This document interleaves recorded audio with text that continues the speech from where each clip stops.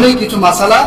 1 number, চোখে আর কানে drop ব্যবহার করলে রোজা ভাঙবে না, কিন্তু নাকে ড্রপ ব্যবহার করলে রোজা ভেঙে যাবে। 2 নাম্বার, রমজানে ইনজেকশন ব্যবহার করলে রোজা ভাঙবে না। 3 নাম্বার, ইনহেলার ব্যবহার করলে রোজা ভেঙে যাবে। 4 নাম্বার, ইনসুলিন ব্যবহার করলে রোজা ভাঙবে না। 6 নাম্বার, এন্ডোস্কোপি যদি ব্যবহার করি আর যদি তাতে ঔষধ কিংবা পানি থাকে রোজা ভেঙে যাবে। 6 নাম্বার, প্রক্টোস্কোপি যদি আমরা ব্যবহার করি সর্বাবস্থায় রোজা ভেঙে যাবে। 7 নাম্বার, সাপোজিটরি জুস যদি আমরা ব্যবহার করি রোজা ভেঙে যাবে। 8 নাম্বার, ঔষধ জাতীয় অক্সিজেন ব্যবহার করলে রোজা ভেঙে যাবে, কিন্তু বাতাস জাতীয় অক্সিজেন ব্যবহার করলে রোজা ভাঙবে না। চোখে এবং কানে যদি কেউ ড্রপ ব্যবহার করে জায়েজ আছে, তার রোজা ভাঙবে না। কোথায়? চোখে এবং কানে। কিন্তু নাকে যদি কেউ ড্রপ ব্যবহার করে তার রোজা ভেঙে যাবে।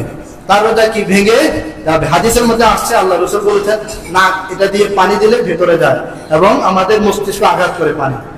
এই জন্য নাকে ড্রপ দিলে কি হবে? রোজা ভেঙে যাবে। বর্তমান ডাক্তারগণ বলেন যে নাকের সাথে আমাদের গলা এবং পেটের সম্পর্ক আছে, অতএব ড্রপ ব্যবহার করা যাবে মাহে রমজানে চোখে এবং কানে, কিন্তু নাকে ব্যবহার করা যাবে না। নাকে ব্যবহার করলে রোজা ভেঙে যাবে। 2 নাম্বার, ইনজেকশন। রমজানে যদি কেউ ইনজেকশন দিতে হয় তাহলে ইনজেকশন দেওয়া যাবে।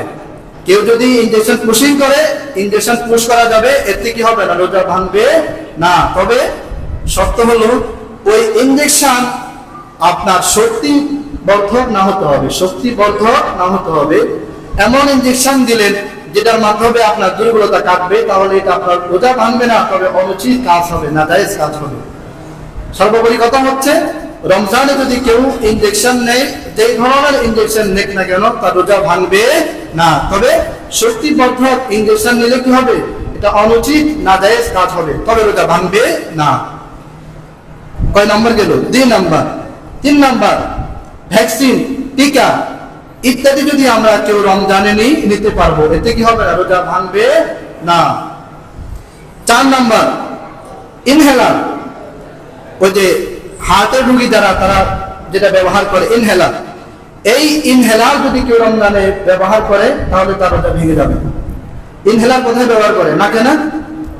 নাকে ব্যবহার করে না, স্প্রে।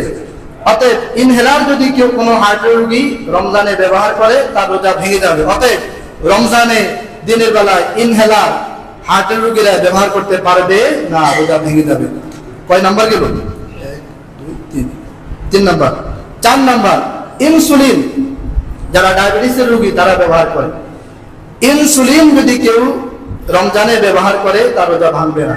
তার রোজা কি ভাঙবে না? আমি আগে বলেছি, এখানে কিছু মাসালা ভাঙে, কিছু মাসালায় ভাঙে না। ইনহেলার ব্যবহার করলে রোজা ভাঙবে, কিন্তু ইনসুলিন ব্যবহার করলে রোজা ভাঙবে না। 5 নাম্বার, এন্ডোস্কোপি। এন্ডোস্কোপি যদি কেউ রমজানে ব্যবহার করে তার রোজা ভাঙবে। কিভাবে? এন্ডোস্কোপি হচ্ছে আপনার ডাক্তারেরা মুখের নল প্রবেশ করে পেটে পরীক্ষা নিরীক্ষা করে।